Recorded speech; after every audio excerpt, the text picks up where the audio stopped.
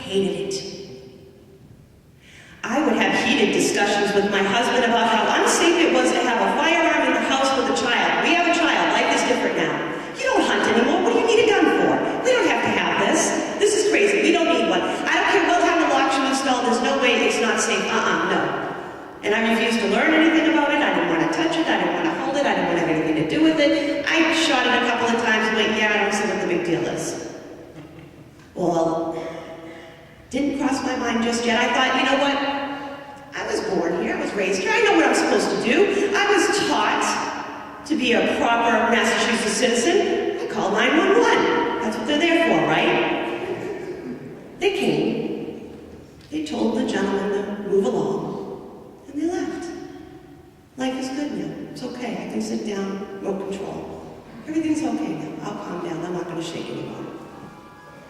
The cop car goes out of sight. A few minutes later, here they come. The voices are louder. Now they're banging. Now they're swearing. Now they're slamming into the windows. They're going to come through the window. Now what do I do? I run in the other room. I look at my son. He's still sleeping. I look to the doors. I can't get out the doors because guess what? Both doors lead to where they're standing. And they're banging louder. And they're swearing. And they're saying they're going to get whoever called the cops on them. I never shook so hard in my life. I didn't know what to do. I run back into the other room. I picked up my son for a second. I thought, maybe I can climb through a window. How do I do that? They're outside. They're right there. They're outside the window. They're banging on the window. I did something in that moment I never thought I would do ever. I grabbed our firearm and I loaded it and I put it across my lap and I made sure that I had aim at exactly where those voices were coming from. I was terrified for myself, for my son. I grabbed the phone again. I dialed 911 again.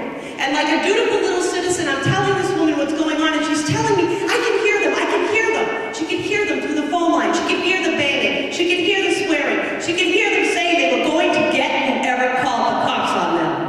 And that was me. I was the guilty one. I'm the one who called the cops. She said, don't worry, they're coming back. The cops are coming back. I said, where are they? That was the longest eternal moment I think I've ever had. Minutes went by. Where are the lights? They were just here. And they're still banging, and they're still screaming, and they're still swearing, and they're still declaring that they're gonna get whoever called the cops.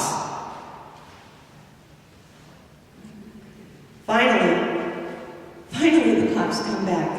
And the two of them take off running, and I'm peering through the window, and I'm telling the woman on the phone, I can see where they're going.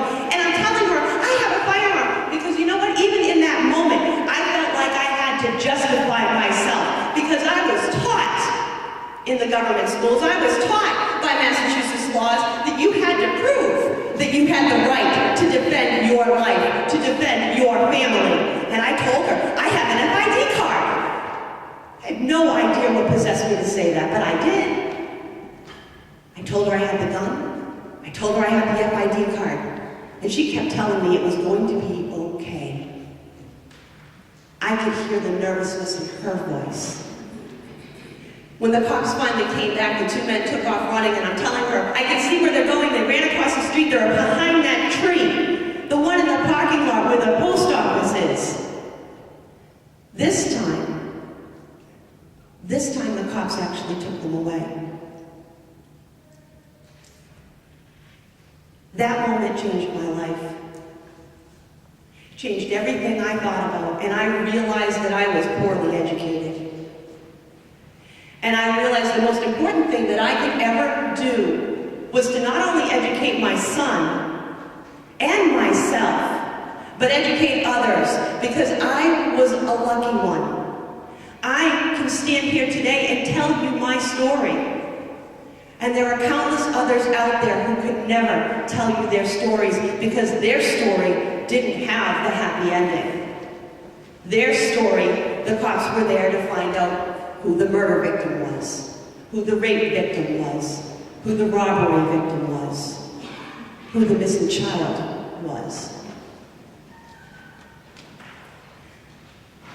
I taught my son everything there is to know about gun safety because that's what you do. I know about gun safety. I know how to properly store them in the house. I know exactly where to put them strategically, and I know how to access them and utilize them should I see fit and need to defend my family, myself, my son, my home. And no one will take that right from me.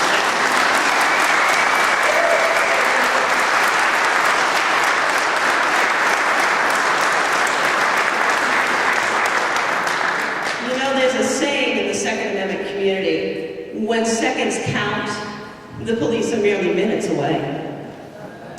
And I can tell you that I never felt that moment more than I did that night. I never understood that statement more than I understood it that night.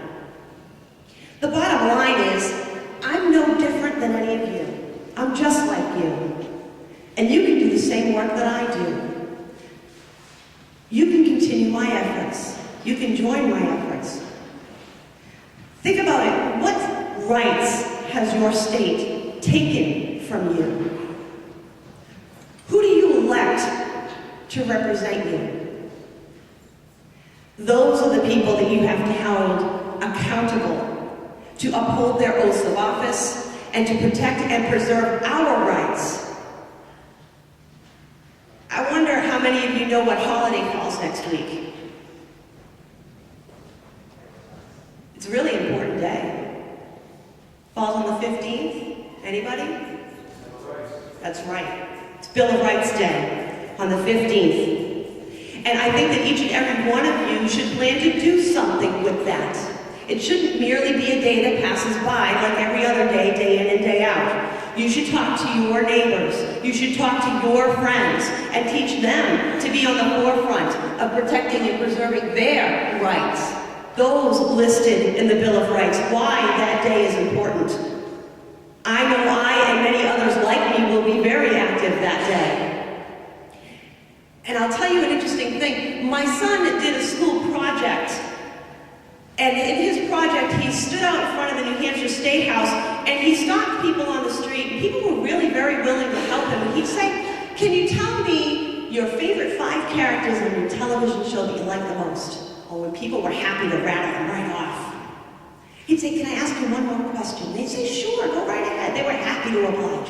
He said, "Could you tell me what 5 rights are guaranteed to you by the First Amendment of the Constitution?" Can you guess how many people could actually tell him all 5 rights? Not one. Not one single person.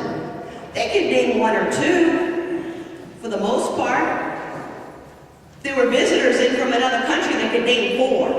They got the most. Oh, except for this one guy. This one guy got up to 4, and he got so flustered, and he said to my son, "What am I forgetting?" And my son said, "The right to redress a grievance." And the guy said, "Oh my God, I can't believe I forgot that. I'm an attorney."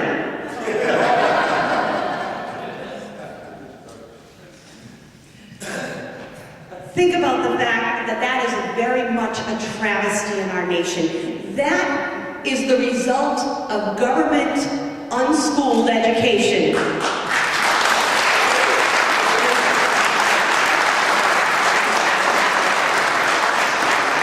Our nation has forgotten its most fundamental rights, what makes America special.